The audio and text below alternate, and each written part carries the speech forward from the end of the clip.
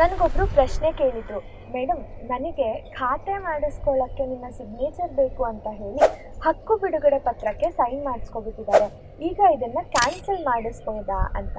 ನೋಡಿ, ಈ ಥರ ಡಾಕ್ಯುಮೆಂಟ್ಸ್ ಯಾವಾಗ ವ್ಯಾಲಿಡ್ ಆಗುತ್ತೆ ಅಂತಂದರೆ ಅದು ಇಬ್ಬರು ವಿಟ್ನೆಸ್ ಇದ್ದು, ಜೊತೆಗೆ ನೀವು ಯಾರಿಗೆ ಹಕ್ಕು ಬಿಡುಗಡೆ ಪತ್ರ ಬರ್ಕೊಡ್ತಿದ್ದೀರಾ ಅವರಿಗೆ ಮತ್ತು ನಿಮಗೆ ಇಬ್ಬರಿಗೂ ಅದರ ಪೂರ್ತಿ ನಾಲೆಜ್ ಇದ್ದಾಗ ಮಾತ್ರ ಅದು ರಿಜಿಸ್ಟರ್ ಆದರೆ ಅದು ವ್ಯಾಲಿಡ್ ಅಂತ ಆಗುತ್ತೆ. ಆದರೆ ಅಕಸ್ಮಾತ್ ಹಾಗೇನಾದರೂ ಆಗಿದ್ದರೆ ಅದನ್ನು ಕೇಸ್ ಹಾಕಿ ಪ್ರೂವ್ ಮಾಡೋಕ್ಕೆ ಬರ್ಡನ್ ಆಫ್ ಪ್ರೂಫ್ ನಿಮ್ಮ ಮೇಲೆ ಇರುತ್ತೆ, ನಿಮಗೆ ಯಾಕೆ ಆ ವಿಷಯ ತಿಳಿಯಲಿಲ್ಲ ಅಂತ ಪ್ರೂವ್ ಮಾಡೋದಕ್ಕೆ.